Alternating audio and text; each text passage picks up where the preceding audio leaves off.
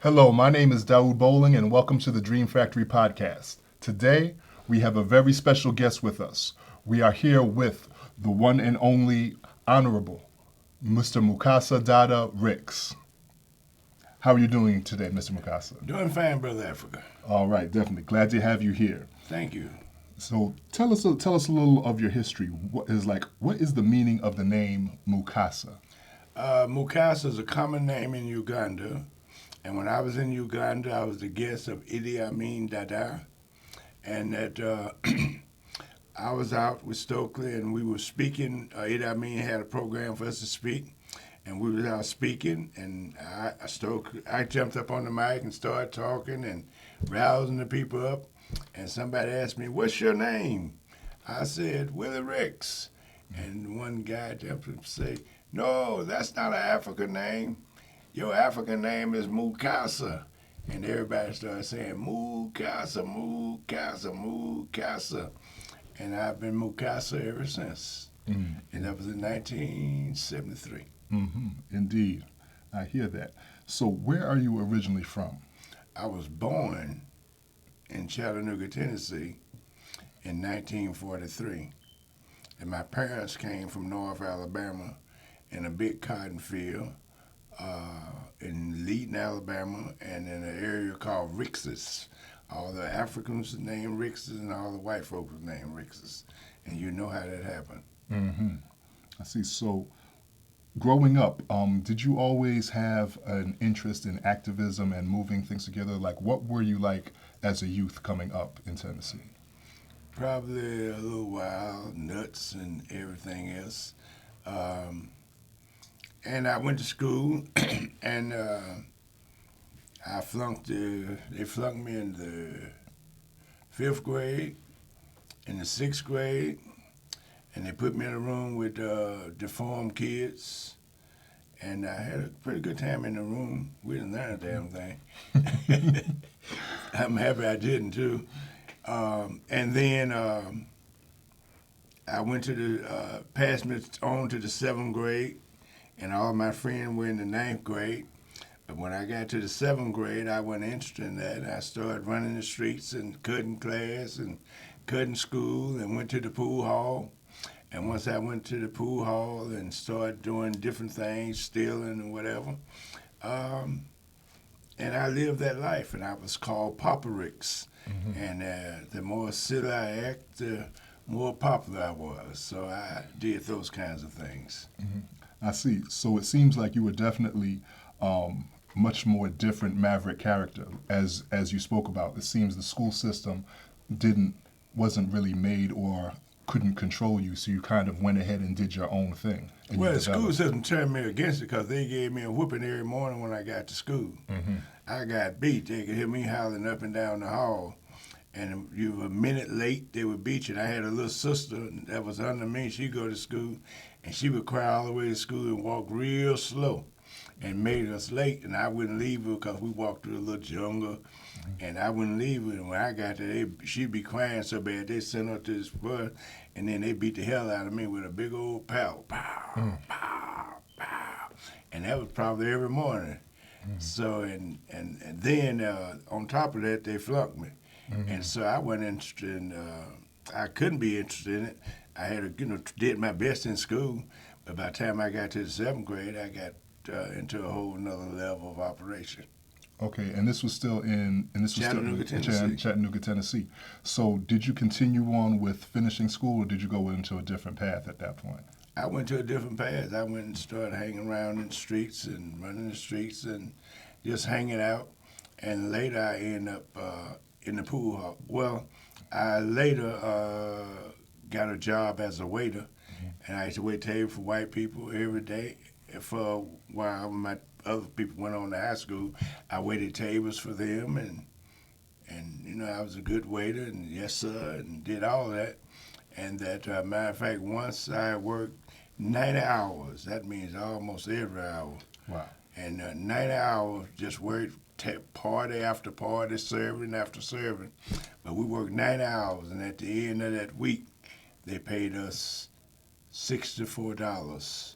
We said, we supposed to make more money than this. And the manager said, yeah, I do, but what would the owner think if we gave two niggas more money than this? And I said, yes, sir. Thank you, sir. And went, and from that day on, everything in the house, everything that wasn't tied down in the hotel, we were stealing. Liquor, they give us some money, let us serve some liquor, and give us 10 bottles. We put 6 bottles on the table and serve 4 bottles, and take them out and sell them. And I did that, and then that drove me to going downtown and learn how to shoplift. And I started getting me a suit every day, wearing, being sharp, and what have you. So I ran that kind of life for a while. Had a good time then. I had got a twin sister, and she was in the 12th grade by that time. And I started going to the school, hanging out in the school, and everybody thought I was a student. Even the school system thought I was a student. I started going there and wearing suits and acting, talking, and just being a young man, having a good time, whatever. And so I enjoyed that.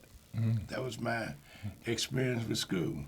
That's interesting, because when I hear you speak about your story, it seems very parallel to what Malcolm X had dealt with, where he had his challenges through school, and then he actually had ended up going into the street and dealing with more extra legal type of things, and then went on to his path. So that parallel is that's kind of an interesting parallel. It seems like you had a similar parallel to what Malcolm X did. It was similar. I was a good guy. I wouldn't do too much wild stuff, but one of the things I did was I had some brothers. We used to play ball in big field, and we lived near the river. And I had a family that lived right 20 feet from the river. Their backyard was 20 feet, at no more than 30 feet from the river.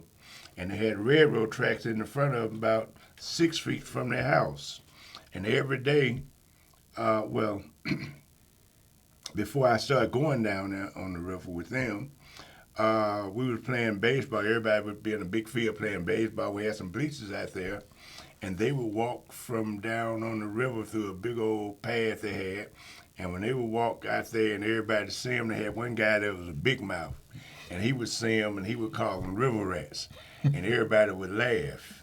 And so one day I saw these guys that was walking toward that way, and they walked right past me. And I said, hey, Bobby and Tommy.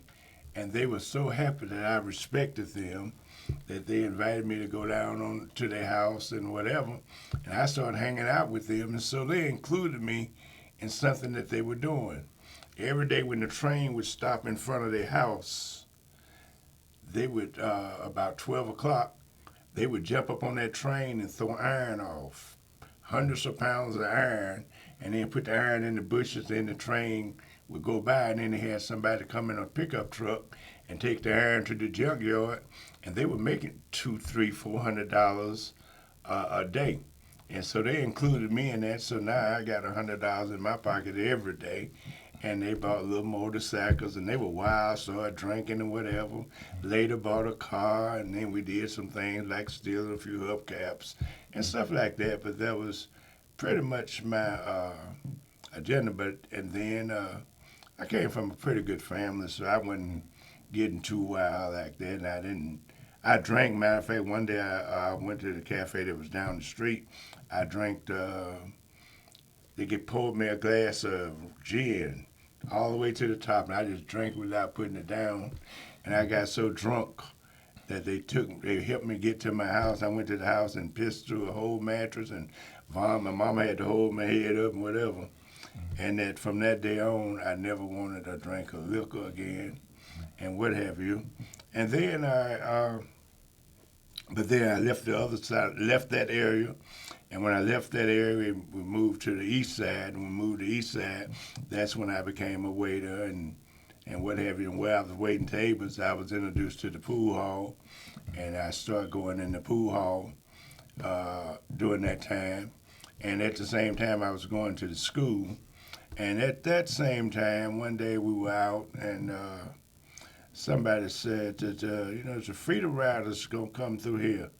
And one brother said, yeah, we ought to go out there with them. And I didn't think about it. And so, but they came through, and then shortly after then, sit-in movement was kicking off. And I was hanging in the school, and we started talking about sit-in, and I got involved in it and said, yeah, let's go. And we went and we stood sit in the lunch counter. That was right after the brothers in North Carolina sit at the lunch counter in Greensboro, and they put them in jail. And once they put them in jail, it spread, and we jumped out there, just like the Black Lives Matter thing, dude. It spread it in different cities, Nashville, Albany, and all the different cities where black schools were. The kids started going down to the Cresses or the Woodwork or different stores and sitting down. So we took a group down, and we went in, and they were going, and I joined in with them. My sister was there with them. I joined in, and we got beat up. They hit us in the face, spit on us, but we fought back. And then they said, y'all niggas better not come back here. And we said, we'll be back. And the next day, we mobilized the whole school. And everybody on the buses and whatever, they bought Coca-Colas because they were little glass balls you could hit them in the head with. And we had different little objects we had. So we all the kids met downtown. And then thousands of white people met downtown. And we got off them buses and went through downtown, breaking windows and fighting and fighting back. And we also had a big rebellion where we were in the store, and we were in the store, and we were out the back. And when you go out the back, you were getting on the main street, 9th Street, and that was where the pool hall and all that was. And we said once we got back to our street, we ain't backing. So we had brick throwing and ball throwing and fighting, and that they bought the fire wagon down there to spray water on us and all that. Police, we threw bricks and balls at them, and police ran at one of the students. We ran behind the police and the student, and when they started busting the police up beside the head with bricks and balls, and he turned around and just started shooting. Dow, dow, dow. But he didn't hit none of us. And that another little white boy, we caught him and beat the hell out of him and whatever. And then that gave, went all over the news, because Chattanooga was the first sit-in movement that went up in rebellion, kicking ass, fighting. And we did that. And then Dr. King, the head of the NAACP and all of them, they immediately focused on Chattanooga, and they ran in there, and King sent his top men up there, C.T. Vivian, matter of fact. And C.T. and the NAACP leaders came and called us together in the church and say, let us teach y'all about nonviolence, told us about nonviolence, why we should be nonviolent, and what have you. And we said, okay, we listened to him, whatever. He told us about slapping and being spit on. He spit on people. He let people slap him and whatever. I told him, man, you sound crazy. I said, let me slap you. And I went up there, and this poor man, he said, slap me. He tried to embarrass me. Come slap me. I went up there, man, I slapped the hell out of that brother. And from that day on, I went out and used the nonviolent tactic and went across the South. But and then at that time, Ella Baker was calling the students together. And she called the students together in Raleigh, North Carolina. We went to Raleigh, North Carolina. And Dr. King, she went to Dr. King. Now, Ella Baker had been a woman in the NAACP and the movement, and she would go and investigate lynchings and other injustices on black people. And then when King was in Montgomery, she was part of that. And when Dr. King had an organization, when the Montgomery bus boycott was going on, they formed an organization. In Montgomery, you had the Montgomery Improvement Association. And Dr. King had came there to Dexter Avenue Baptist Church, and when they brought Dr. King there, he was a young preacher, and he was new in town. And anyway, he was a preacher, a young preacher there. And then Rose Parks sit down on the bus. And then you had some other leaders, Mr. Say and E.J. Nixon, who was a Pullman porter. Mm-hmm. And he was part of unions and all that and worked with A. Philip Randolph and those. So they were militant guys. And that when Rosa Parks, who had affiliation with, what's the name of it? A school in Tennessee that they would call the Communist School, Highlander. Mm-hmm. And Highlander was white liberals and whatever, and they were probably socialists or whatever. But Rose had a relationship with that, and we would go there sometime. But and they would allow the civil rights movement to come meet there, and the Klan or white people would come throw dynamite at them, blow them up, shoot in there, and whatever. But then Rose Parks sit down on the bus, and when she sit on the bus, E.J. Nixon and those called a meeting in Dr. King's church. And Dr. King didn't know about it, but they told her, "We're meeting in your church tonight."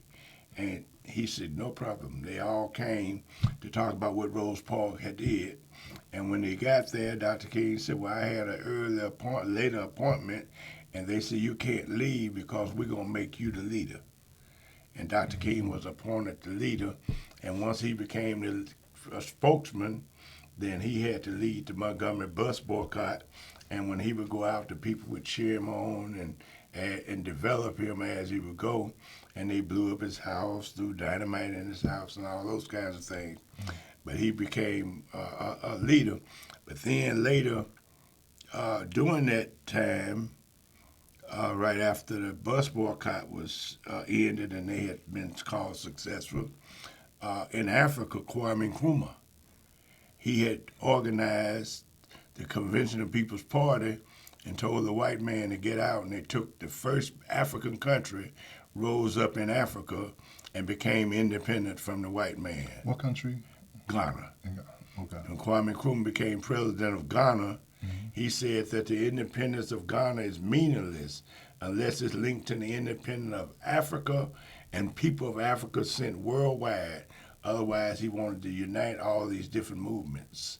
So now you have Kwame Nkrumah in Ghana, and then in 1960, you had the Freedom Rides, and then you had the sit-in movements.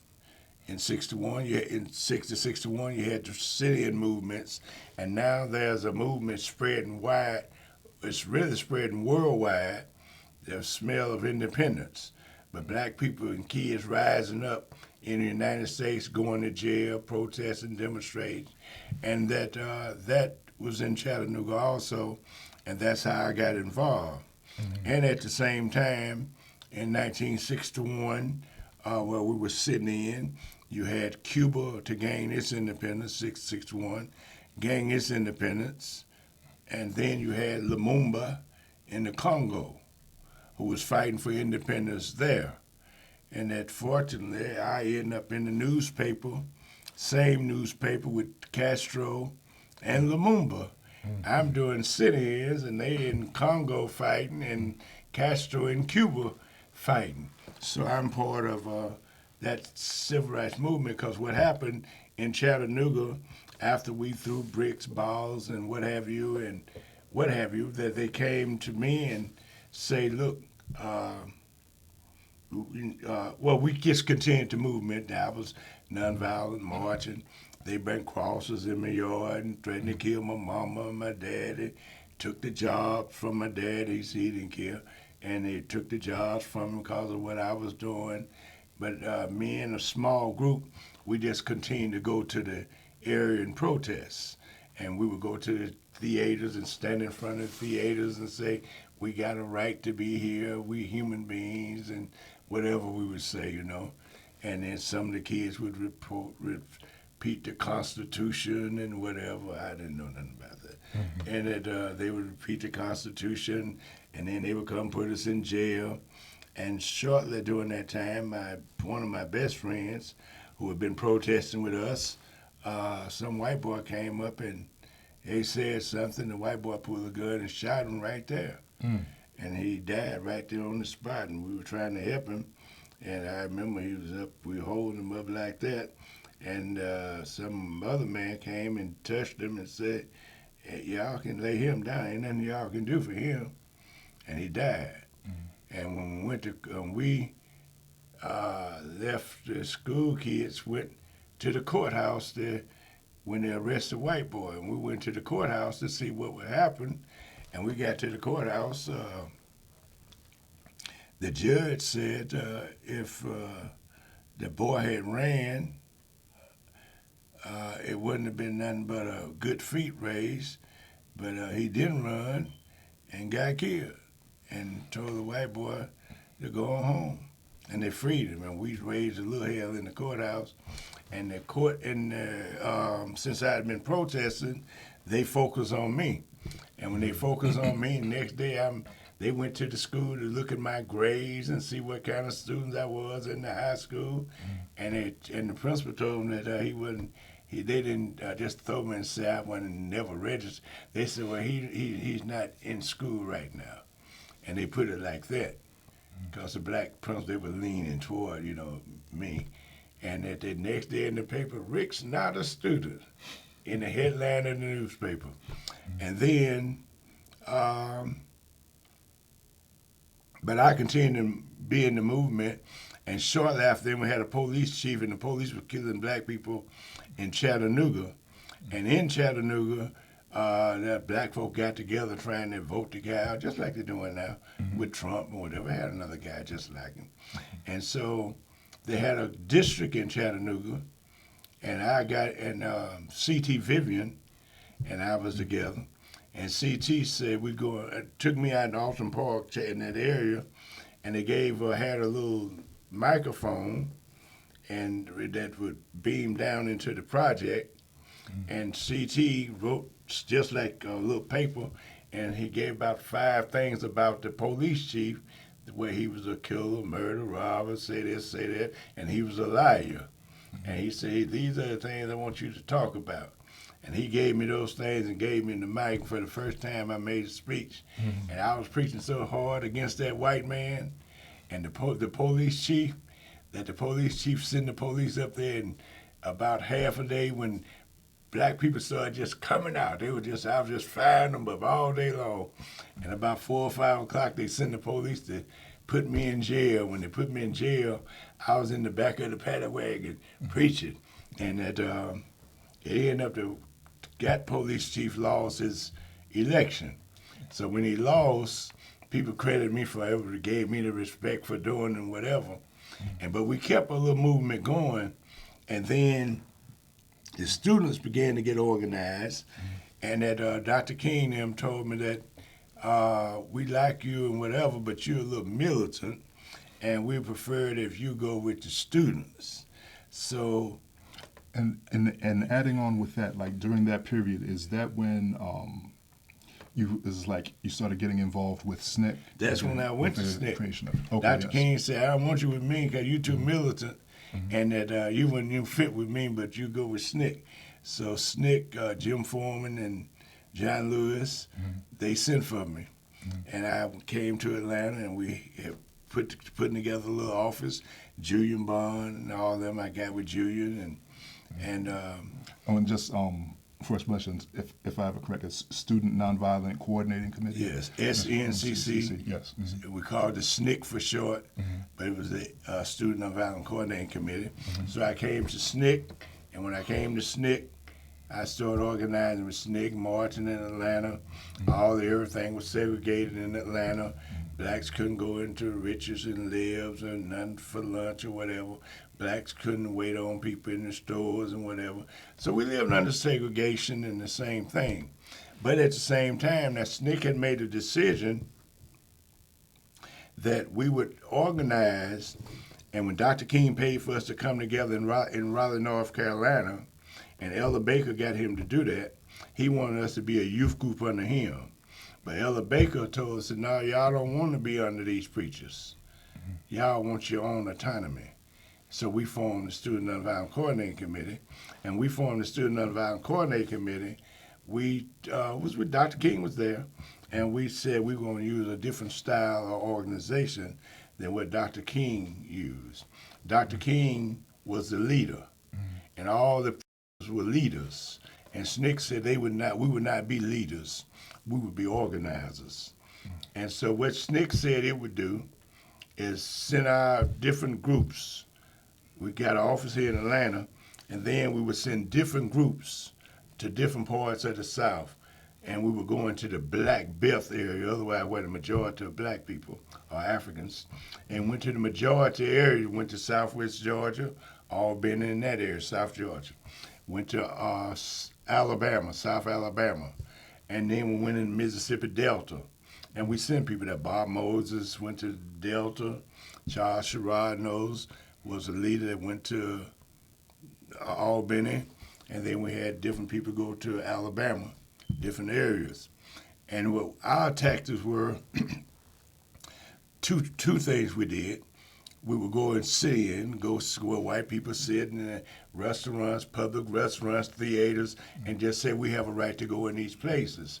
And by doing that, they would fight us. They even bombed the church in Birmingham and killed 4 little children because we were going and demanding to go in the front doors and what have you. And they would beat us and jail us and whatever. And we just kept coming. And then with the Freedom Rides, people in Montgomery came together, and we came together in the church.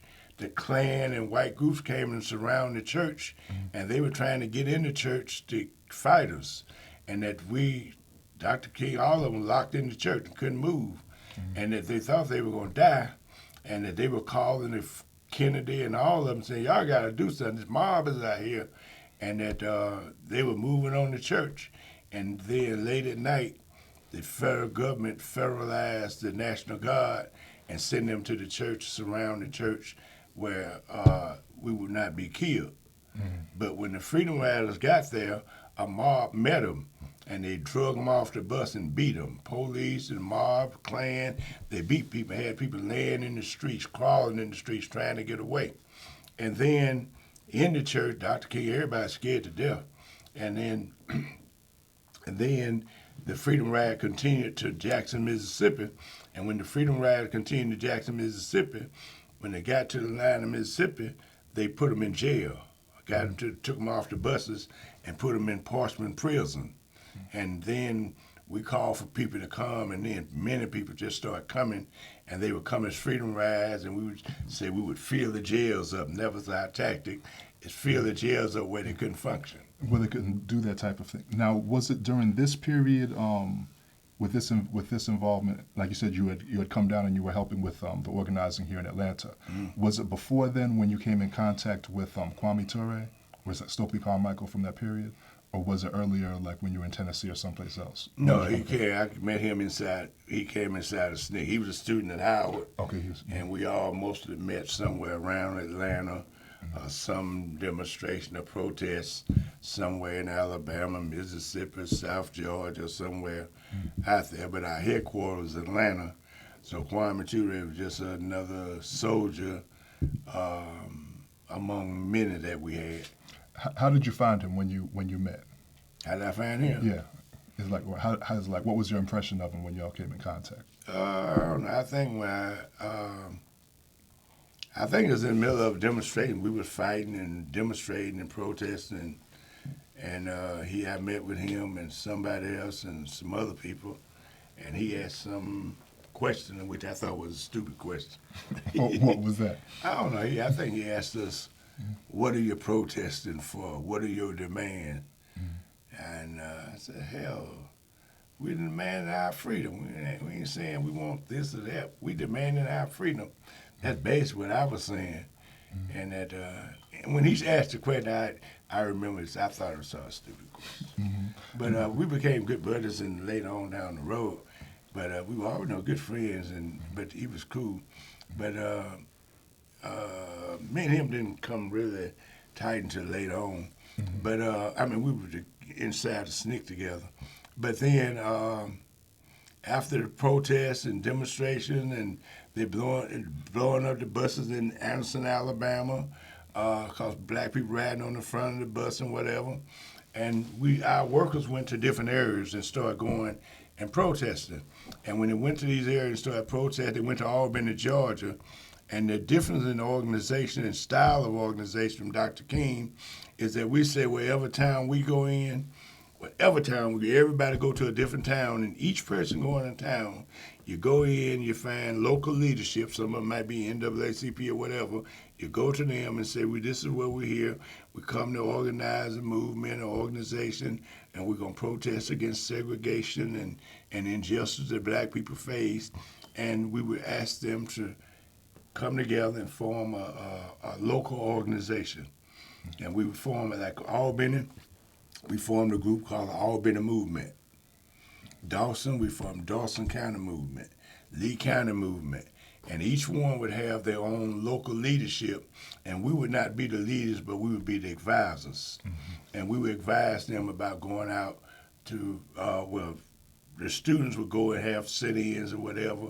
And at some point, we would fill the jails up. There'd be so many kids in jail, and they were beaten and all kinds of things, dogs put on them and whatever. But the students were the shock group. But the elder group was the one that would get them out of jail and help the movement and whatever. When we kept coming in Albany demonstrating, the protest got so strong that the local people, leadership, said, we're going to invite Martin Luther King to come in. He would bring so much attention worldwide and national attention. Local people come, and even the meetings get bigger. And sometimes our church, we had to meet in 2 or 3 churches, but Dr. King and them, they saw themselves as leaders, and we saw ourselves as organizers, and that was a little conflict. And that they would praise Dr. King. So how the Lord of our time and the Moses of our time is here, and everybody stand, and we wouldn't stand. We said, he's just another man. And we all organized, and the people loved us because we were the ones there that brought the movement together. So we had just as much respect to Dr. King. Yeah, and it's like in dealing with that, especially because you had spoken about, like in Chattanooga, you had a very much a confrontational type of way of addressing these issues. When there was a problem, like you said, you would get ready to get into straight up physical contact, where you'd make sure to have some kind of weapon or something to protect yourself or defend yourself, or to straight attack. Was it difficult moving that type of thing into SNCC? And it seems that whereas like when you and Kwame Ture, known as Stokely Carmichael, then seems like most of the two of you kind of more got along because you were more ready for straight ahead contact. Well, a lot of people inside SNCC was ready for contact. Matter of fact, SNCC, see, that's the difference between us and Dr. King.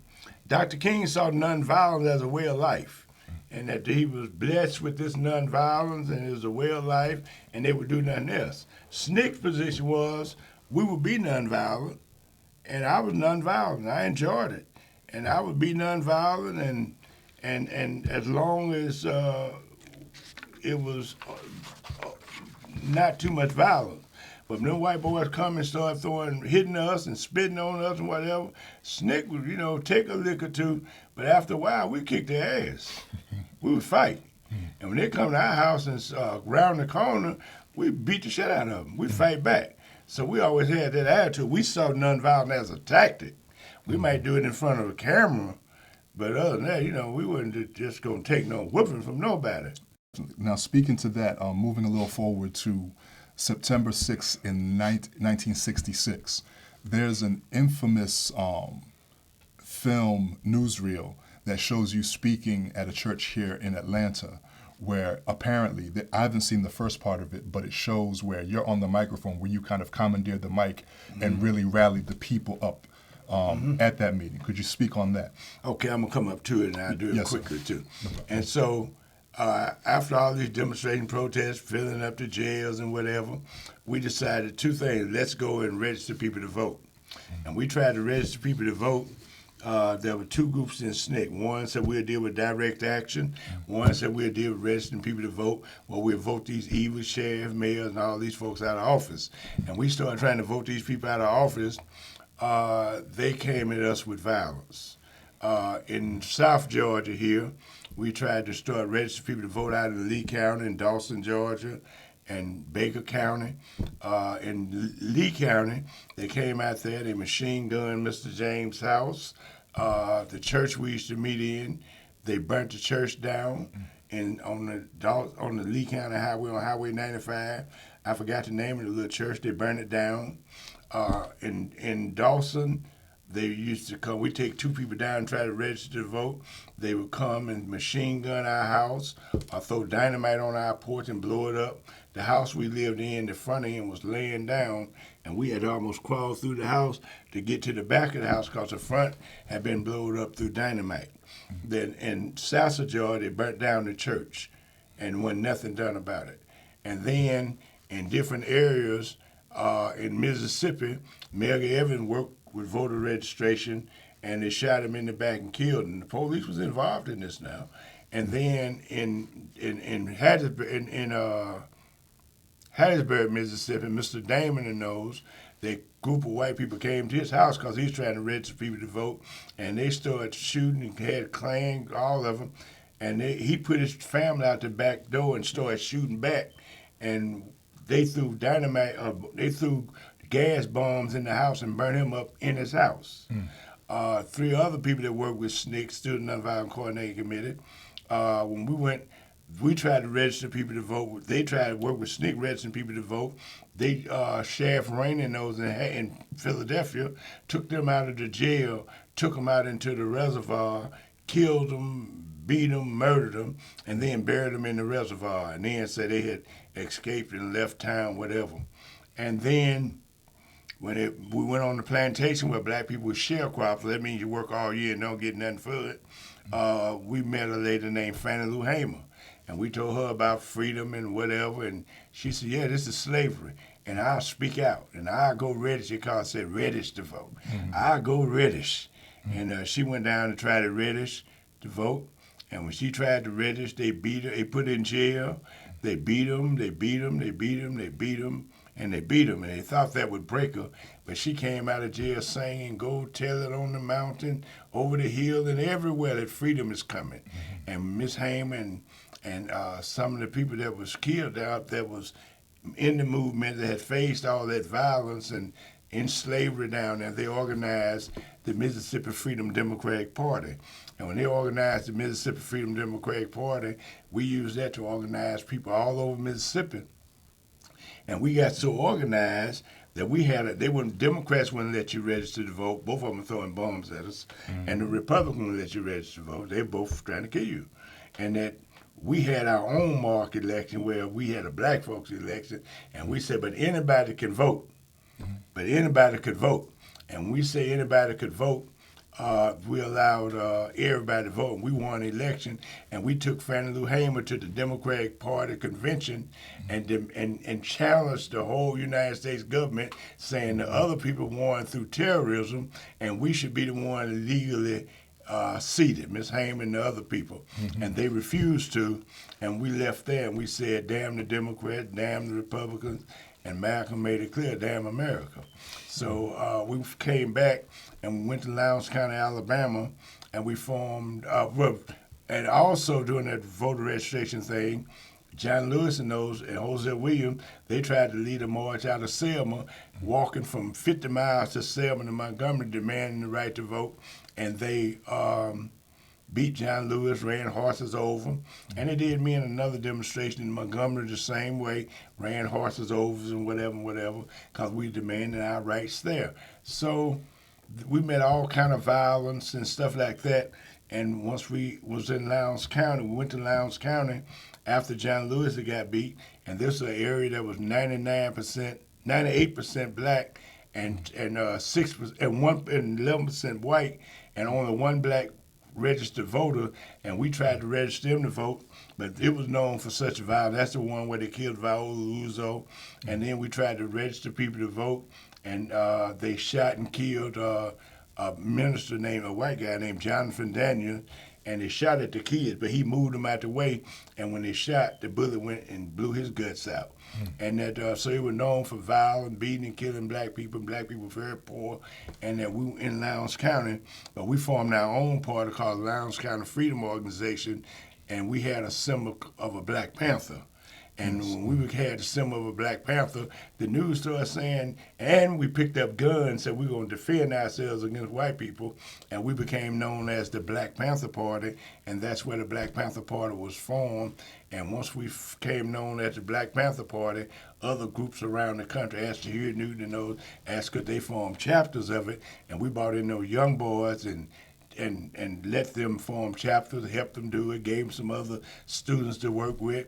We let them put Rap Brown's name on the Black Panther, Stokely Carmichael, Jim Foreman. I became the organizer for the Panthers to help them develop. And once we got them organized, like other organizations we do, we wouldn't hold the office, we gave the organization to them. So once we organized, they came, they wanted to be Black Panthers, we helped them form the organization. Now that's your organization, you in charge. If you need any advice from us, you got it. And that's how the Black Panther Party got started. And the reason they got started, they were in the cities, we said, well, we're mostly working in the rural areas now, but we could use the Black Panthers to be organizers for the city. And one of the things that they wanted to do is stop police violence, so they got guns, and when, because we had guns, and they would go wherever the police stopped somebody, they would roll up on them too and read the people their constitutional right and tell the police there ain't gonna be no violence. And if the police mess with them, they would have guns and they would have a shootout too. That's how Huey Newton supposed to kill this police and what have you. No, because dealing with that, because that's interesting. Because to my understanding, is like you stated, the Black Panther Party was like officially started with Bobby Seale and with Huey, guns. with guns in '67. But this was like a year after. You with the Lowndes County organization. Lowndes County Freedom Organization. Yeah. And so, what had happened like right before you had grabbed the microphone and let people know, where you had people rallied up? Okay, so that was with that meeting. That was now the Lowndes County Freedom. Let's go back. Yeah, because I saw the people had in the church inside the church. To the other point is that once the Black Panther Party started and they picked up guns, as a call, they wanted to fight to stamp to the police. That's why they call themselves Black Panthers for self-defense. And then at the same time they were getting started, we had to walk through Mississippi, and also it had something to do with voting also, because after they shot that boy James Meredith, after they shot James Meredith, he was going to walk through Mississippi after they passed the Voters' Rights Bill and say, have no fear, march against fear. And on the first day he started marching, the white man came out and shot him in the back. So Dr. King, Roy Wilkins of the NAACP, Floyd McKissick for CORE, and one other two, Stokely Carmichael, SNCC, Deacons for Defense from Bogalusa, who had picked up guns early on to defend the community. We all met in Memphis, Tennessee, said we're going to carry this march on. And we started on the march. There was a fight, Stokely got a fight police, but Martin King broke them up home. But we told Martin that we'd go on this march, and we told all of them, SNCC is in charge now. You're in SNCC territory, and if a white man put his hand on, we fighting. And we ain't taking nothing. And we went through Mississippi and started marching, and we got more militant. But then we told them that we needed to be a little more militant, because they were saying, freedom now, freedom now.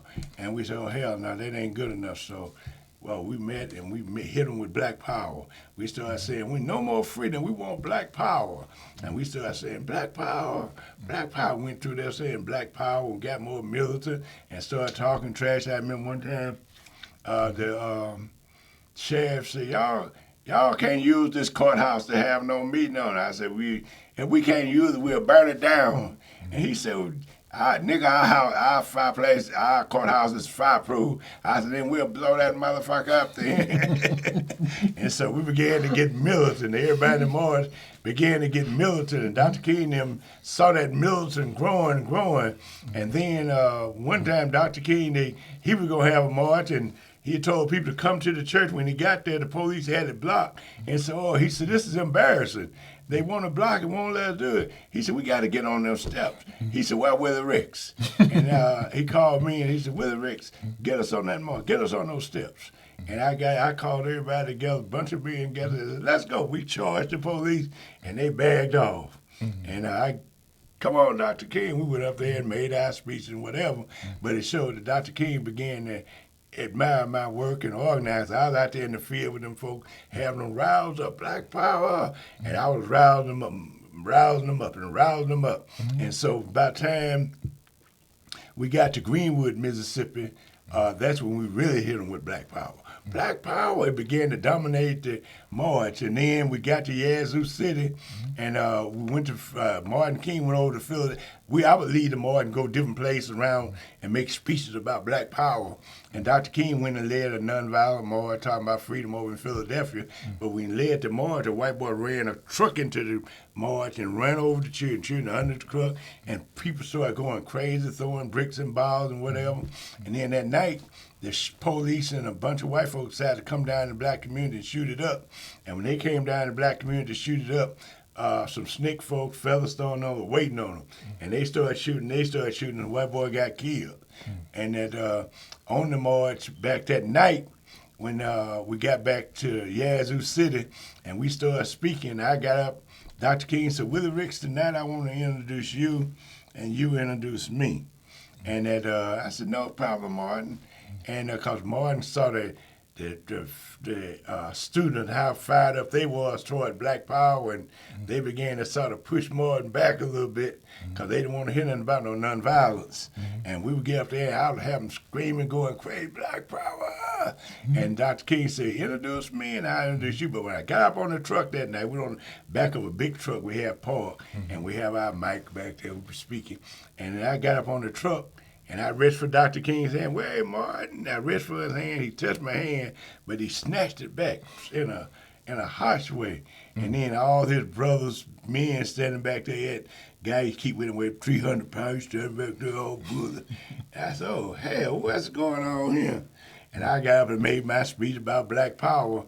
And then, make a long story short, Dr. King followed my speech, and he got up and said, ain't nobody gonna make us. Ain't nobody gonna make me act like the Ku Klux Klan. Ain't nobody gonna make me act like George Wallace. Ain't nobody gonna make me act like Hitler. We don't need no white power. We knew where he was going. We don't need no brown power.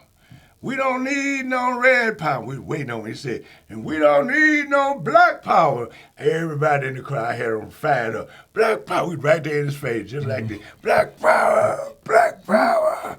So Dr. King and his men was on the defense. And we also had white people on that march. And me and stoked them to get them off. I got all black folks together and started grabbing white folks. Get the hell off this march. Ran them out. And the march, we ran them off. I mean, you going? Get out. Let's go. So before you know it, the march was black. And we had Martin King, they was saying, a lot of his men were saying, we want freedom. You know, we want freedom. We said, black power, black power. And then when we got to Canton, Mississippi, and we was on top of a truck, we had the truck, but we was on top of the front of the truck, big truck. And Martin King, Stokely Carmichael, Hosea Williams, and McKissick, and maybe somebody else was on top of the truck. And we looked up in Canton, and all the police surrounding the place. They're out there with big guns and whatever, getting ready to attack. And Martin King said, oh man, say, we got an emergency meeting, come. And everybody standing on the truck. He said, Willie Ricks and Hosea, we want y'all to be in charge. If anything happened to us, we want y'all can mobilize the people and keep the movement going. So if we go to jail, get killed or whatever, you and Hosea are in charge. So he appointed me to take his place if something happened. So he said, y'all get off the march. Y'all can't get hurt. And y'all can't go to jail. So we got out when we knew they were coming. So we got off the march and went to a house maybe 100 feet away. And we stood there and watched. And they bombed it. I mean, they bombed it. Tear gas hitting everywhere. Martin fell off the truck blind and fell off the truck and whatever. So when the gas started hitting, we didn't stand back. We just ran over there. I ran over there and picked up Martin, picked up Stokely. And here's a picture where you'll see us on top of the truck, and you'll see me carry Martin and Stokely. And then and you'll see Andrew Young walking around saying, "Go home, go back, let's go back to the meeting. Hold that, y'all hold up, just stop, let's just go back." And but it was people crying, blood. I mean, everything just happening. And that so I was carrying Stokely Martin, and Stokely said, "Rick's lighting on Martin. He trying." Said Martin trying. So he really trying to come. So to lighten up on him. So anyway, we got back and they bombed that and whatever. And shortly after then, at the end of the march, we had a meeting at Tougaloo. James Brown came down with us and he brought his airplane down, and then he had a concert for the march. And the next day, the Sunday, it was the day of the big march. And so we all marched and whatever. And they brought in to add Martin, Jose them called white folks to come back. And when they brought it in, Black Power. Jose them tried to stop Black Power. So Jose had a big band, orchestra band. And every time we said Black Power, he had them to blow. Woo, loud as he could get it to blow. And then they brought in white folk with a whole lot of American flags. And I got a group of Black Power boys, and said, "Let's get these flags." And we went to all the white folk, "Give her these flags, give her these flags." We took up all the flags, and any of them didn't want to fire, give her these damn flag. And we took up all the flags and put them in a thing, and I put some stuff on them and burned them. And then the papers accused me of desecrating the American flag. But anyway, so we went to there. So that was Black Power. Now, shortly after then, the next time, Stoke was on a CBS Meet the Press with Martin and McKissick and whatever, and they all talking about Black Power. Black Power began to say, everybody began to say, "What is this Black Power? What is this Black Power?" And then when Detroit went up in rebellion, fighting in the streets and burning down the city, and 50 people laying dead and 20,000 in jails and whatever, they were saying, "Black Power, Black Power." And then cities started going up all around the country, Black Power. And so when you saw me in that church, they had there was a Black Power on Boulevard, and because a brother got killed, and they wouldn't let him in the hospital, and he died, and they let the white man in, but they were protesting out there, "Black Power."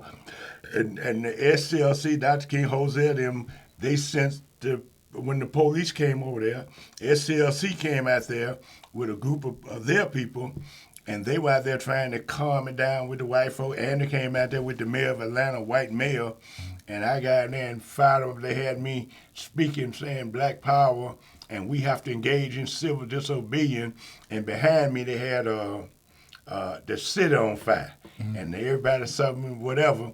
And then they brought all the preachers over there trying to stop the rebellions and whatever. So when I was in the church, when we was in the church, they brought all these people into the church, and they were trying to stop the rebellion, and we were trying to keep it going. So when we was in the church, even Dr. King came over there. And I remember Dr. King's son was in there, little Marty, and I grabbed, "Come here, say Black Power." And he ran to Martin and said, Martin, what are they trying to make me say Black Power? And Martin said, "Oh, that's all right. Say, I believe in Black Power." I said, look at my afro.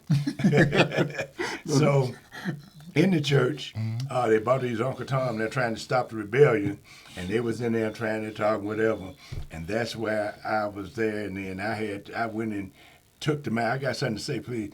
I took the mic from him, and when I was in the church preaching and talking to him about Black Power and burning the city, doing whatever we were going to do, because we was out there throwing bricks and balls and firebombs at different buildings, the bus. We burned up a bus out there and all that, and they were trying to stop it. And that's why I was in the church and took the mic from those people. So that's how I wanted to answer your question. I wanted to come up to that question. No, definitely. Thank you. That's what I'm saying. Yeah, it gives a full understanding of it. Now, with you setting off and coining the term Black Power, when you saw other people, other individuals and organizations taking it on, like, how did you feel? Like, what did you think of, like, with Eldridge Cleaver calling his autobiography Black Power, and with other people picking up the term Black Power and using it? Like, how did you feel? How did you feel about that? Well, black power, either you're scared of it or you accept it. And a whole lot of folks were scared of it. And so Ed and Black Panther and all that, they were on our side and they were part of us. And we were trying to spread black power. We want black power. So when the cities go up and everybody's saying black power and we talk about black is beautiful and all those kinds of things, and we need power, we need black power, because a lot of folks were scared to hell to say it, and then people started letting their afros go out, and that was part of black power, and just a little afro, some got bigger and bigger, and all that represented black power, and then we started saying black is beautiful, it's beautiful to be black, all that was part of black power, so we wanted black power to spread, and we put it out there, and when many people didn't have nerves enough to say it, and many people joined in with the white folks. Matter of fact, Elijah Muhammad, them in Muhammad Speak, their newspaper, they had a cartoon. They had a white man, and then they had a black man, Uncle Tom, and the white man said, "I don't like that black power." And they had a black man, little greasy-looking Uncle Tom preacher, said, "Me too, boss. Me too, boss." So most of the Me Too boss folks didn't like black power, and so black power divided every family. There was one little brother or one girl in the family that said, "I like black power," and they would scare their parents to death. On the college campus, the students would, like when Stokely went to Tennessee State, and Tennessee State students came and had a meeting with us, Fisk and Tennessee State, and they had a meeting with us in SNCC office and said, "We want to have a Black Power conference right after we did the march," and called for Black Power. And they called for a Black Power conference. And we had the Black Power conference over there at Fisk. A rebellion broke out. And Fisk and Tennessee State, white police shot a young boy in the back of the head.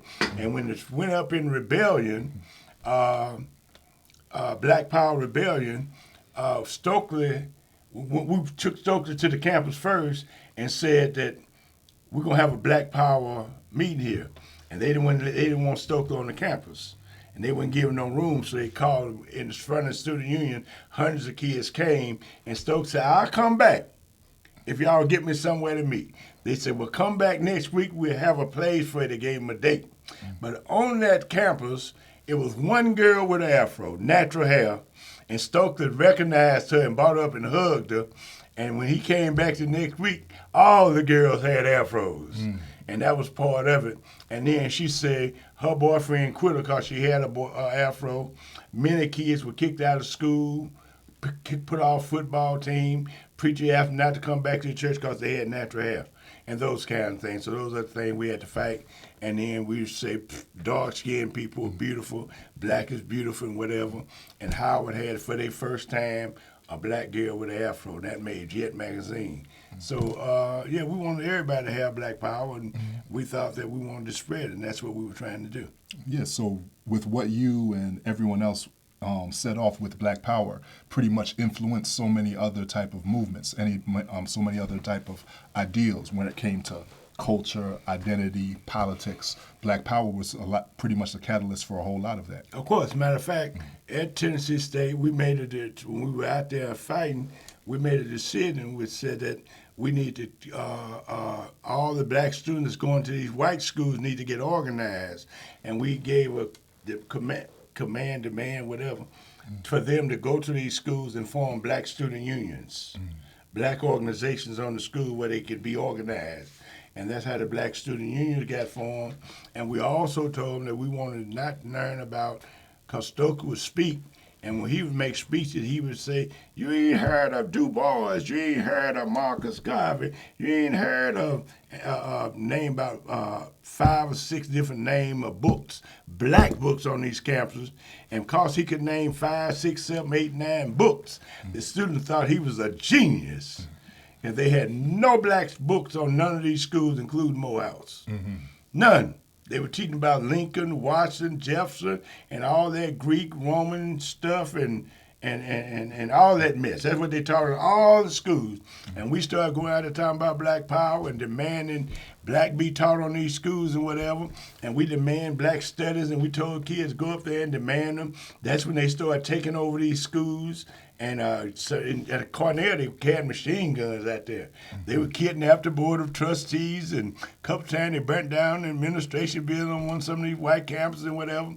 And they started demanding, they started spreading. So all these schools got scared. They knew it was coming. So they started calling people in, putting in black studies. And when we started burning these cities down, the federal government trying to calm them down, they passed a law that anybody get federal money have to have so many black folks working for them. That's how so many black folks got in these jobs. And all these schools, if you're getting federal money, you had to have a certain number of black people working for them. So the school had to go out in the streets and just recruit people to come to their school. And they were grabbing people that didn't have a high school diploma. I just got out of jail. I can't read and write. Come on, we need you anyway.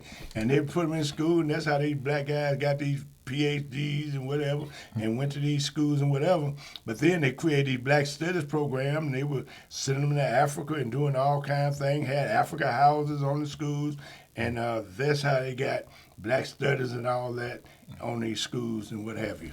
Mm-hmm. Now, in dealing with that, moving further, like, now you spoke about when you received your name Mukasa, you said you were located where? In Uganda, I was invited. Me and Stokely and Mary Makeba. Okay, yes, yeah. When you were present there with Idi Amin. We was invited to Uganda, and we were invited to Uganda, and we went to Uganda, and on before we went to Uganda, we was in Guinea, and we were invited to come to Uganda. And Sekou Touré, the president of Sekou Touré, commissioned us to go to Uganda and officially invite President Idi Amin to come to Uganda and speak. Come to Guinea and speak for Idi Amin. So I went on a diplomatic trip for President Sekou Touré, and I went ahead to prepare for Stokely and Mary Makeba to come. And so we was in Uganda with Idi Amin, and I was, matter of fact, I was a soldier in Uganda. I helped Idi Amin inspect the troops and when what have you. I was, anyway, around Idi Amin, and I was in Uganda, and once we met with generals and all kinds of people all over Uganda, schools, traveled all over Uganda. Idi Amin would have helicopters pick us up at this hotel and fly us to another area of Uganda for lunch and whatever. We flew on Miriam Stokely, Miriam Makeba. We flew on military planes going to meet Amin here and there and whatever.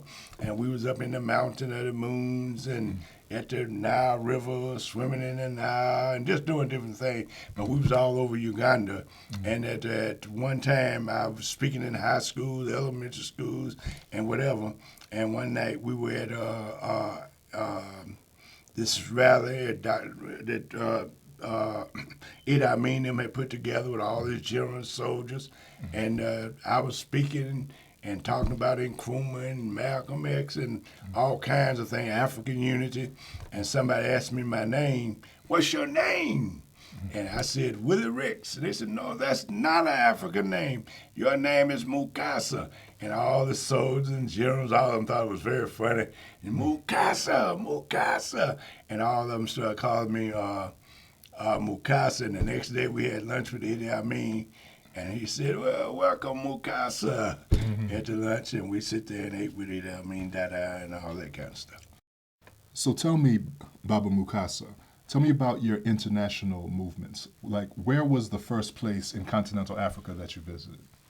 Well, I'll go back to it's just two different questions. Yes. International movement started in 1965. John Lewis, Jim Foreman of SNCC, Cleveland Sellers, and Winker Hall Snake People.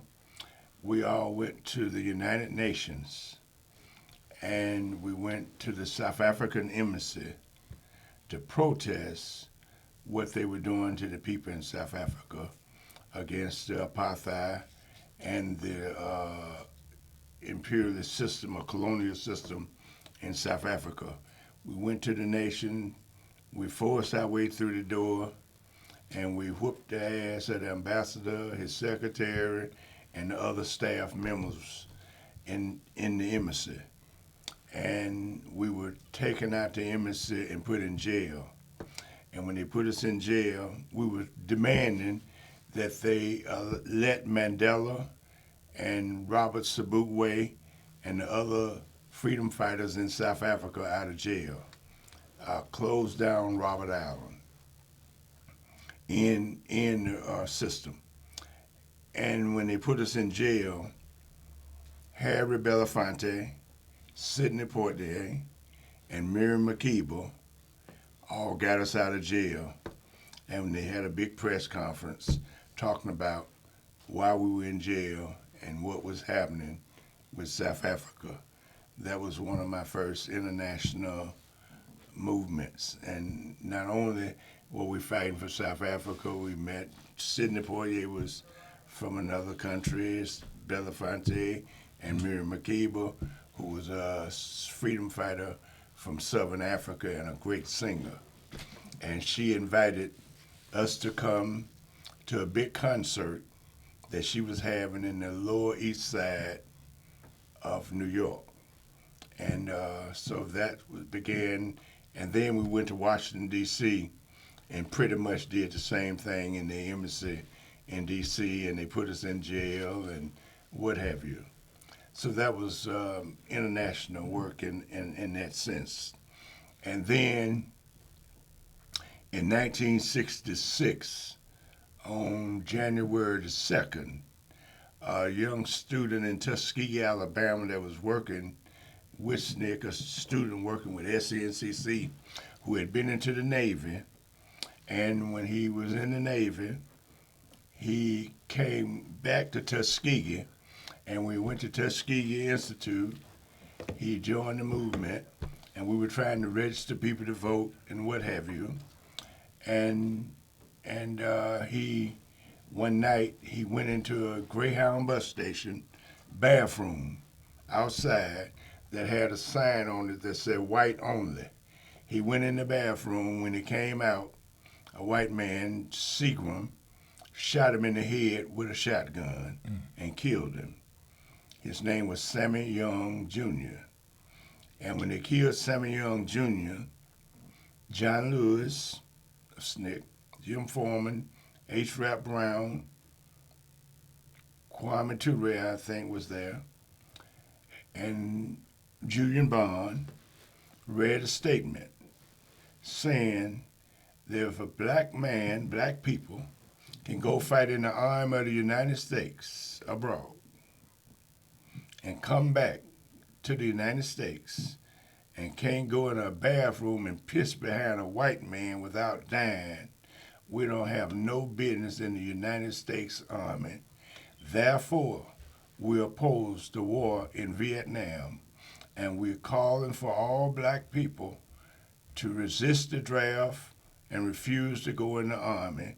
We are against the war in Vietnam. And that's when we internationalized that. And we called for people to come demonstrate. And mass movement was created. And everybody was put on the spot to demonstrate against the war in Vietnam. Some civil rights groups, the NAACP and some of the others, and some of Martin Luther King's staff, they were saying to him, you don't want to get involved in that.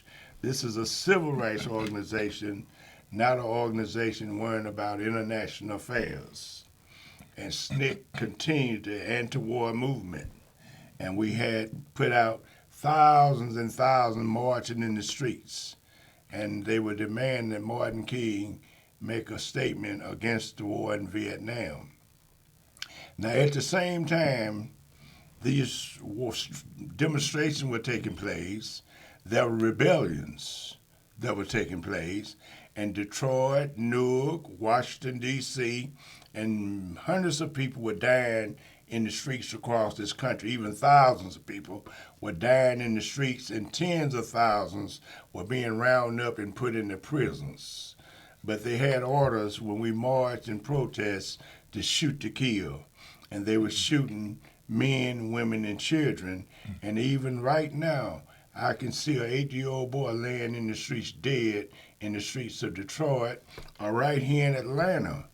When they rebelled in Dixie Hill, they went over there and they shot an 8-year-old boy in the stomach, and they beat up, put his brother in jail in the insane asylum at Grady because he cried when his 8-year-old brother got shot.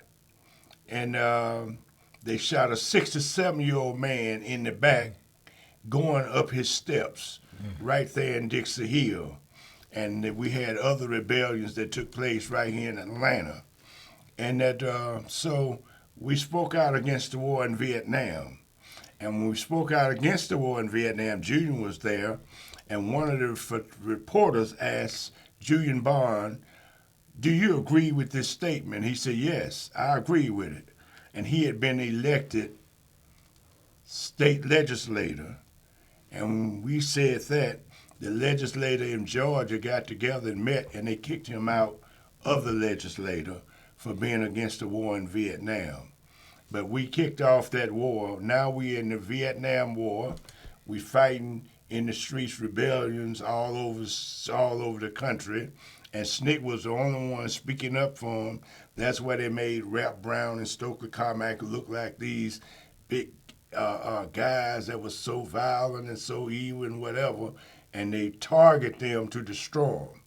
And at the same time, we were speaking out against the war in Vietnam. Same time, rebellions taking place. Shortly during that time, Israel invaded Egypt. And we spoke out for the Egyptians, saying that we wanted the Egyptians to defeat Israel. And we supported the Palestinians and said that the land belonged to the Palestinians, and we support the Palestinians in their struggle to liberate their country from Israel. And we was against Zionism. So Snick did that, and that was the international work. Now, we said Black Power, and we hit them with Black Power, and Black Power began to, every city that was burning down, they were Black Power and Black Power. And Black Power began to grow, and that was the biggest debate. And then you had Kwame Nkrumah in Ghana, wrote a paper, Spectrum of Black Power. And Mao Zedong in China said something about Black Power. And then the Palestinians organized a Black Power movement and a Black Panther movement in Palestine. And then this Black Power, you had in South Africa, they were saying, Amandla, Amandla, is a way to. And that was equal to Black Power.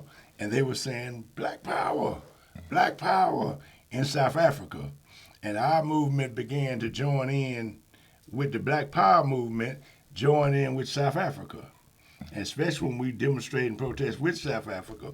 But when we saw South Africa, we saw Angola that was in slavery under the Portuguese, Guinea-Bissau, and they were fighting. And Mozambique had a great leader there named Samora Machel. And Amilcar Cabral in Guinea-Bissau. His organization was the PAIGC. So all of them endorsed Black Power. They even got a fist big as this room up in Guinea-Bissau, Black Power fists. And they were fighting a revolution there. And just like they killed Dr. King and Malcolm X, they assassinated Amilcar Cabral. Their plane that Samora Machel was flying in, they shot this plane went down over South Africa. And they killed him. And the bombs were falling. They were shooting down planes and then revolution. So when we joined in with South Africa and with all those different movements, we began to say Black Power. That was a Black Power government in Africa under Kwame Nkrumah in Ghana. Mm-hmm. And Kwame Nkrumah called for the unity of Africa and said Africa is Black Power because when we control Africa and control the diamonds, the gold, and all the resources, we will be the richest country in the world. And when we unite Africa, we would be the most dominant nation on the face of the earth, and that would be true Black Power. And we need to unite not only with the Africans in Africa, but the Africans who have been carried to Europe, Brazil, the Caribbean, West Indies, and North, Central, and South America, and the United States of North America. When we unite, that would be black power. And then the Cuban governments, Fidel Castro represented black power and socialism, and we identified with that. So our movement began to grow in scope and philosophy and what have you. Definitely. In this, yeah, so it definitely went across powerfully with what you had started here. Influenced everything so much. Of course, but they were influencing us too. Definitely. You had great movements coming out the Caribbean, Marcus Garvey and George Padmore and C.L.R. James and thousands of others that we don't even know their name. But then you had young men that we influenced when they were in college up in Canada, and they went back to their countries like Maurice Bishop in Grenada. And that's where the United States bombed Grenada and killed Bishop. And then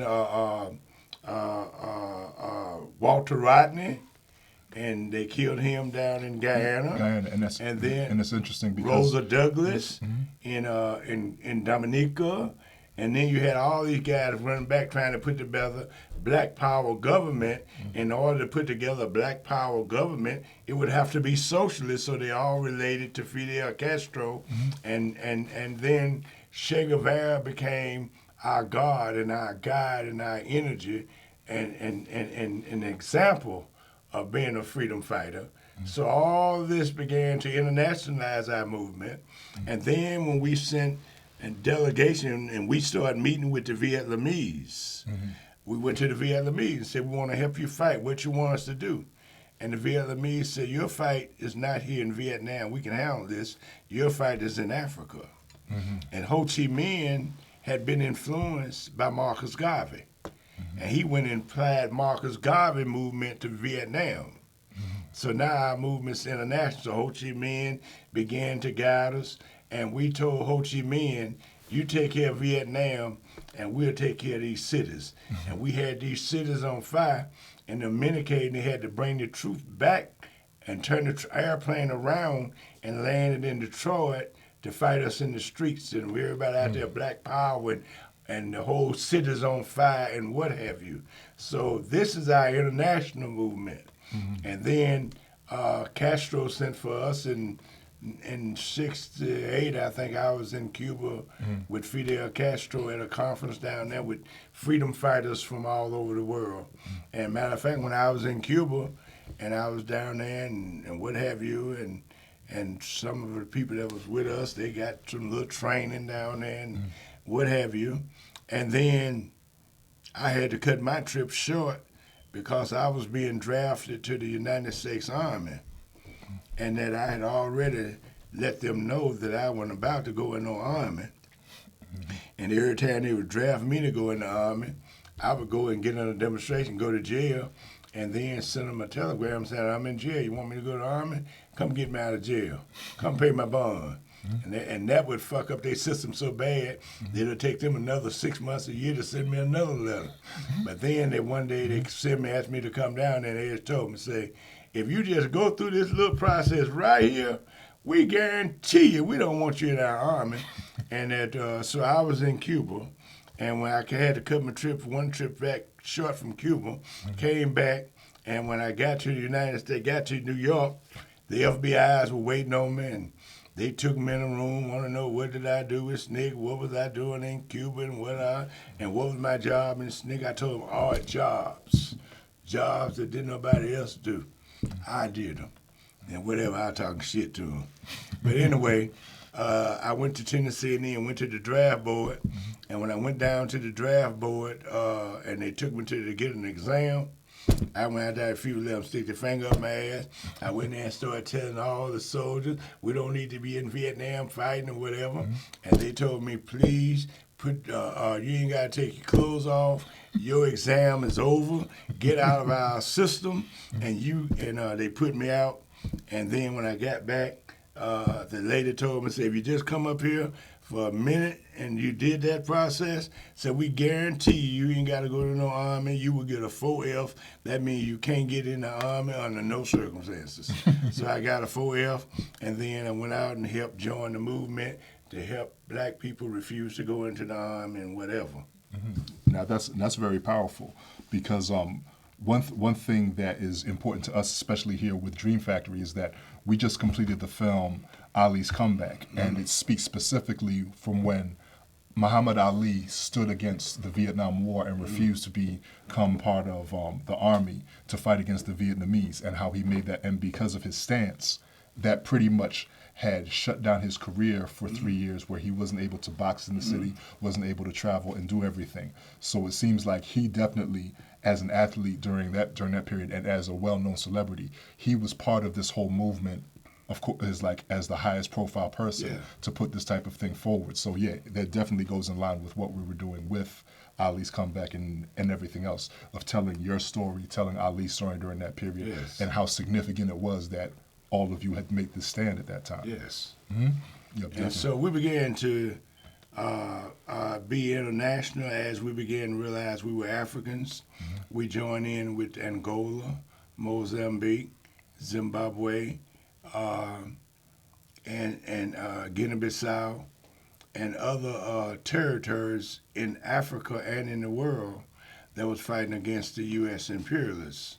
And so we internationalized our struggle, and our teachers began to be international. Kwame Nkrumah became the leader. He was the first president to win independence in Africa, and he said the independence of Ghana is meaningless unless it's linked to the independence of all of Africa. And we began to work with those liberation movements, and we began to work with Sekou Touré, and then we began to learn and know about Lumumba in the Congo. And when we began to do that, Miriam Makeba of South Africa, our movement began to concentrate on that and concentrate on getting guns and weapons and money, and then do propaganda and education to people about what was happening in there. And back then, we had to teach the people about colonialism, what it is, how it operates, and how it go to a government and kill the people, take their land, was settler colonialism. Kill them, take their land, and then dominate them. Like United States is settler colonialism, where the Europeans leave, you will come over here, commit genocide on the people, and set up a government. Most brutal force of segregation, of racism, colonialism, and how they had colonialism all over Africa and all over the world. And then we talked about, had to teach people about imperialism and what have you, and what it does, and teach them about capitalism, how it worked, how they got their money, how they used slavery and oppression and robbery and murder and exploitation of the world to build a system, putting us on slave ships and making us work when they got us here for hundreds of years free, and over there from can't to can't till you can't see in the morning till you can't see at night, and we explained all that to the people. And then we had to teach people about the slave ship. The name of the first slave ship to bring us over was the slave ship Jesus, and the church and all those people blessed it. We had to go at Christianity, and you tell them how to use Christianity to put the world in slavery, and that was their weapon of stealing our minds away from us and taking away our thoughts and ideals away from us by forcing this Christianity on us. We had to teach people about how they made us speak their language by cutting our tongues out and putting that fear in us, how they made us not be able to learn. And if we caught us learning, they'd poke our eyes out with hot pokes and all that. We're talking about the violence that they used on us on the slave ship. They threw so many overboard that sharks would follow the slave ship to get African meat, African bones. The condition was so bad, and how they used to have women would cut their baby's throat with their fingernail before it wanted them to come with their white man. Fathers would bite their children's goose out. They didn't want them to come with the white man. The white man would take little girls and rape them, and then take sticks and jargon in them and kill them, and take our children, our women, and throw them overboard and laugh and enjoy the sharks eating them up. The condition was so bad, and we hated these people so much that we would get together and in a group and sometimes jump overboard. And then some people just would get together and kill the white man and take over the ship, like send Q&Os and go and land somewhere or take it back toward Africa as much as we could and all that. We fought them from the time we met them with the best we had. So on the slave ship, and then we tell them about how you got your name. You were put on auction blocks and you were sold. And whatever white man bought you, that's the name you got today. It's not your name. They wouldn't allow you to have your African name, but you go under the name Jones Smith. You tell them the name of your slave master. So we had to go to all these different schools and then these colleges and teach people these things. And then we told them about the white man coming to Africa and who they really was. Like Cecil Rhodes went to Zimbabwe and killed 60 million people more and named the country Rhodesia after himself. And this British guy stole billions and trillions of dollars from Zimbabwe. The whole Zimbabwe kingdom, they stole and took the bricks off the wall and all the richness out of all our buildings and whatever and took them to Europe. Our kingdoms end up in the libraries of Europe or in the richness of Europe. They, Cecil Rhodes stole so much money and so rich, and he died and said, I leave this money to educate little white children. And that's where the Rhodes Scholarship from. And the good white folks like Clinton went to school on that blood money. And so have you. And then in the Congo, they went there and they would make the people work and go and gather diamonds or gold or rubber leaves. And if they didn't bring it back or didn't work hard enough, they cut their ears off. And then they started cutting their hands off, cutting their feet off. To today in Belgium, they got a library or whatever, museum with thousands of feet and hands in it. And that's the museum. And this is what they did throughout Africa. But this settler colonialism settled in Africa, and they met in 1884.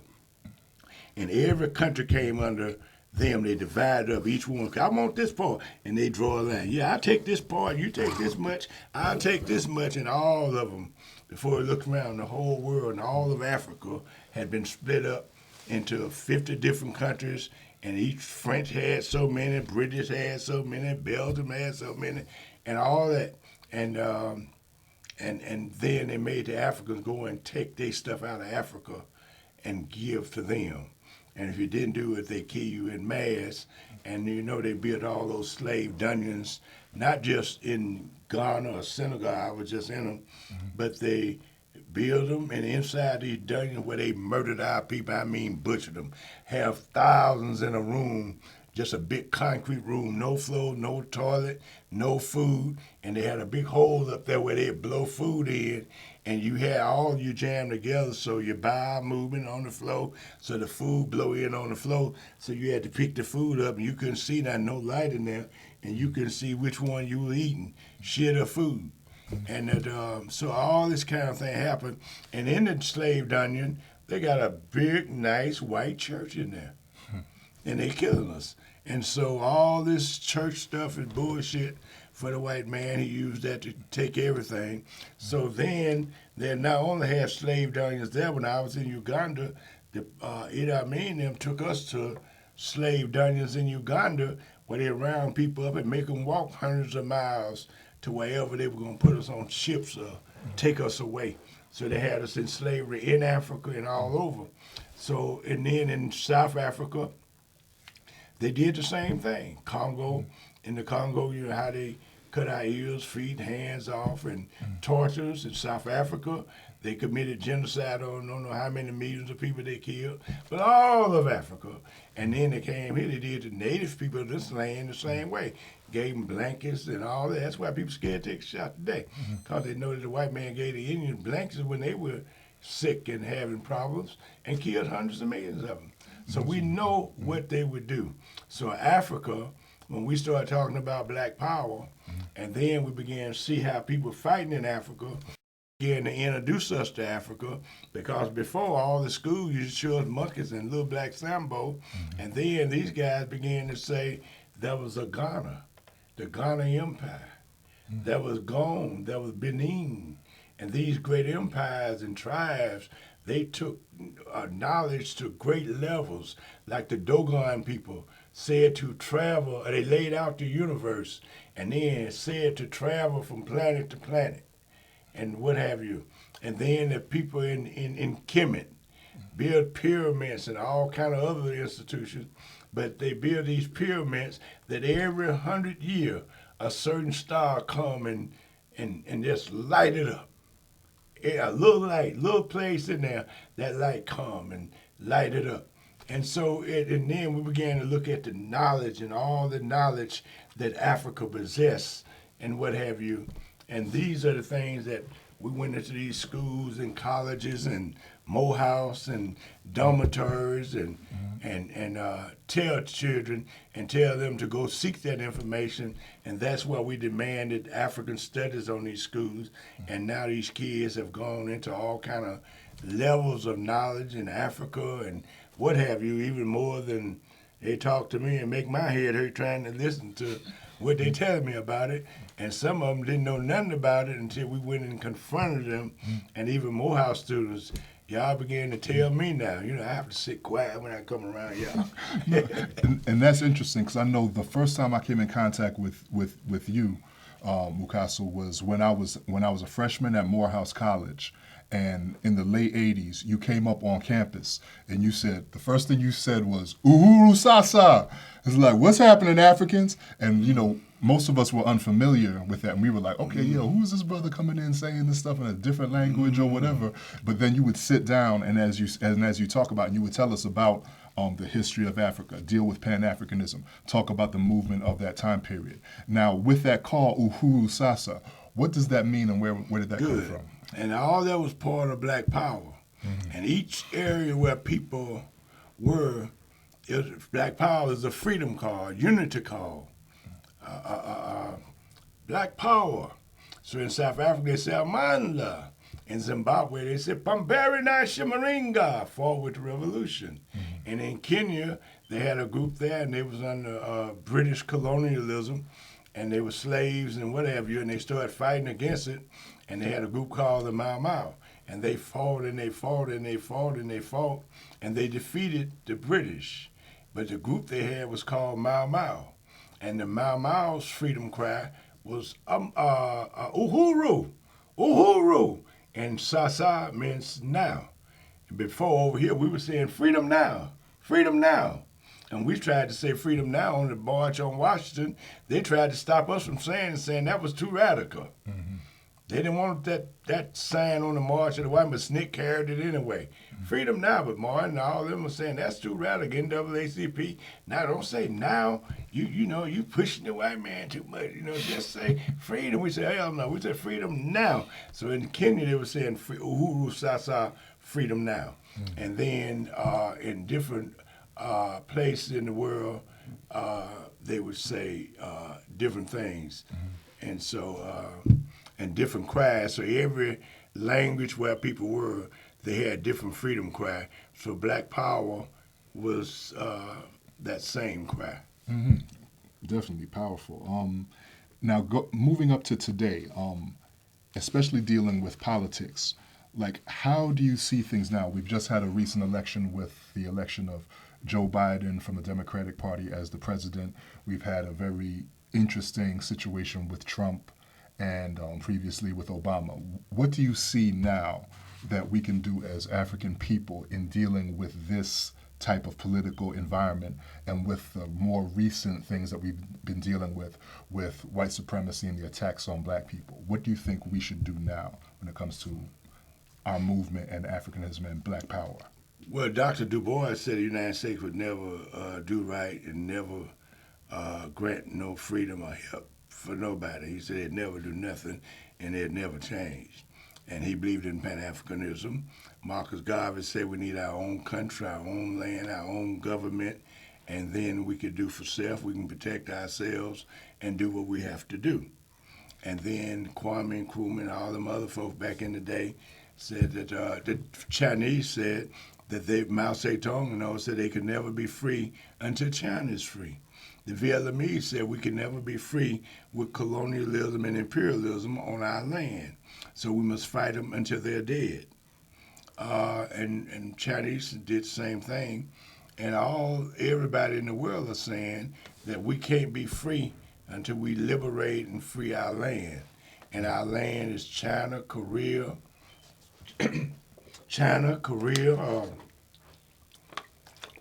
or what happened when the United States fought in Korea and took over Korea, and then they divided it up and killed a third of the population in the country.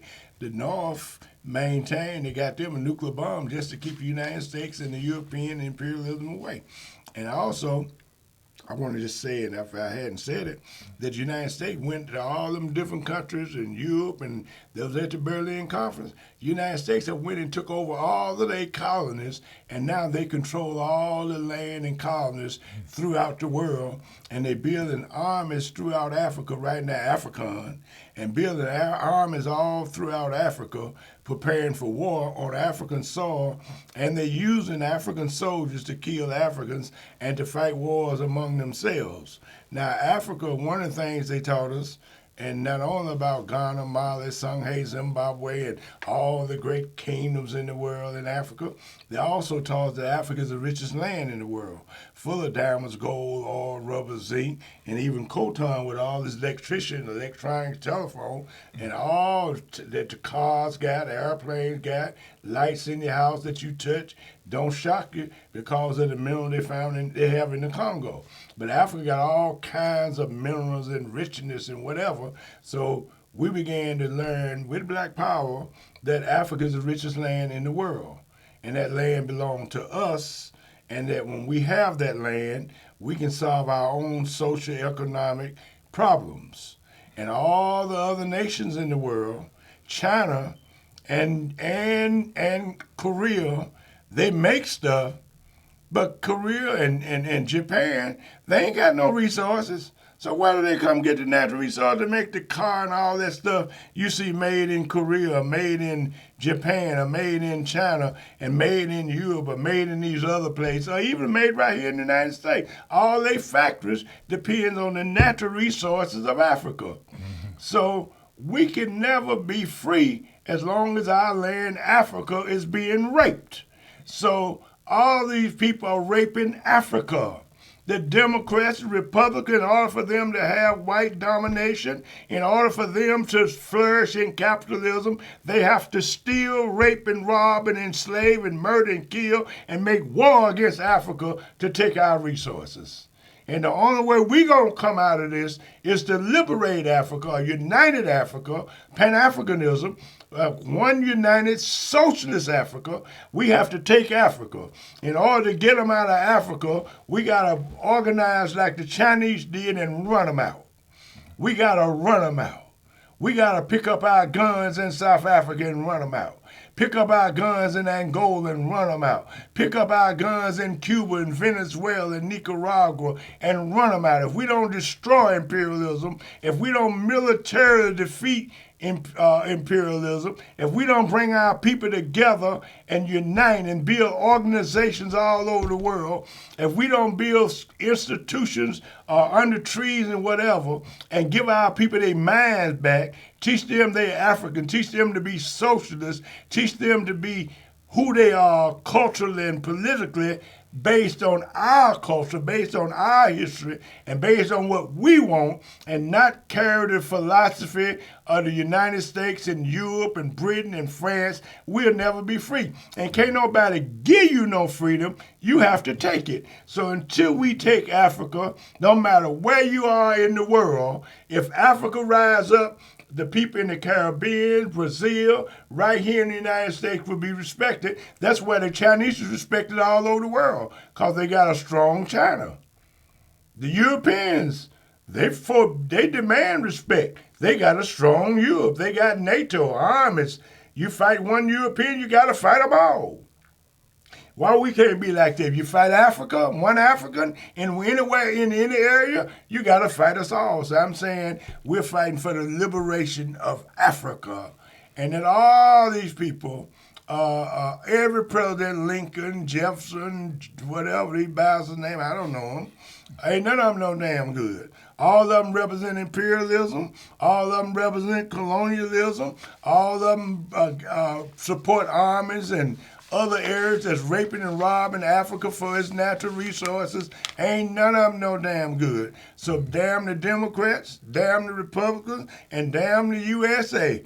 We're going to whoop all of you. And that now, speaking as you did, so Obama became the president of the United States. Obama dropped more bombs on Africa than any other president. Obama was known for bombing and killing the people of color around the world. And Obama is an agent of imperialism, and he was worse than Donald Trump because he could smile, grin, make sweet speeches, and drop bombs on people, and you think he's a Martin Luther King. This man's a murder for imperialism. And he represents what we call neo-colonialism, where they got African armies and people of color all over the world running armies and running military system and running governments that they sit in the background and puppet and use them to do whatever they want to do, and they're holding guns on their own people where imperialism flourish and take all the resources out the country, and they assassinate and kill anybody that speak up against them, like they did Kwame Nkrumah, like they did that boy in Burkina Faso, Thomas Sankara, Lumumba in the Congo, and hundreds of other people around the country. And those that they can't drop bombs on, they'll try to starve you to death, like they're doing the people they tried to do Cuba for the last 50 years, like they're doing Venezuela. Now they done froze all their money and took over all their gold wherever they have it in the world. Taking over everything. We've got an embargo on the country. Won't let food, medicine, and trade come in. Tell other countries if you trade with them, we're going to punish you, and got people scared to trade with them, causing thousands of babies to die every day, thousands of people to die every day. And they're doing it in Zimbabwe. They're doing it in Venezuela. They're doing it in Nicaragua. And some places where the embargoes won't hurt, and won't work, they're dropping bombs on them like they're doing in Yemen, killing thousands and thousands and thousands. They committing total genocide on the people in Palestine as we talk today. This is the United States and all of them. And Donald Trump is a Zionist. What's his president name today? Biden, that punk is a Zionist. Obama is a puppet of the Zionists. So all of them are in the same bed. Mm-hmm. All of them use the same military. All of them represent the same system. So they can call themselves Democrats, Republicans. Them are like the same thing. Mm-hmm. Ain't a nickel worth of different than none of them. Mm-hmm. All of them want the same thing. All of them need the Indians to be completely exterminated and whatever. All of them need your diamonds and gold and oil and silver. Mm-hmm. So we have to just know that. Mm-hmm. Very powerful. With that, Baba Mukasa, what would you want your legacy to be for what you've laid out and for your future moving on? What would you want your legacy for people to remember from you now and even after your times here? I tried to carry the briefcase for Castro, Ho Chi Minh, Mao Zedong, Kwame Ture, Martin King, and try to make the world better for my people. That's all. Well, that's it. That's about as great as it can get. I want to thank you wholeheartedly over here, Baba Mukasa, for spending time with us here with the Dream Factory podcast, and for all of your work and efforts that you've been doing your entire life. We want to say thank you, and we appreciate you fully.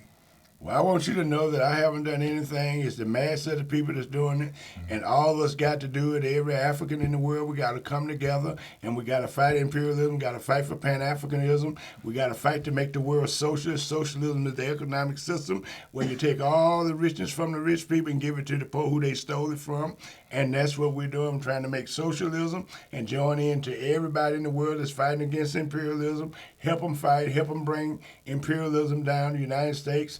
and the rest of them that rape and rob and kill the world, we must put ourselves on the front line to educate people about it, and not only educate people about it, but organize and take people to the front line and send them to the front lines to fight. And we must fight imperialism until it's dead, and we must let the world know that African freedom fighters are up in arms, and we will lay down our lives before we lay our arms down. So long live the African Revolution.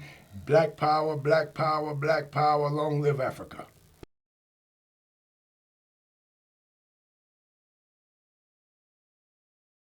Thank you very much. This has been the Dream Factory podcast. We want to thank Baba Mukasa, and we want to thank you for your time. And one thing I'd like to add, is there a way that people can get in contact with you, Baba Mukasa, through email, through social media? Well, my email is Willie Ricks, slave name, Ricks Plantation, but Willie Ricks at Comcast.net. And I put my telephone number out there too because it's on the internet. My telephone number is 678-777-4361.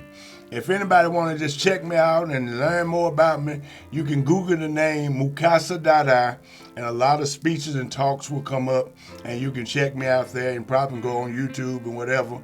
But I'm out there on it, and you can check out SNCC, AAPRP, and other revolutionary movements and organizations. Black Power.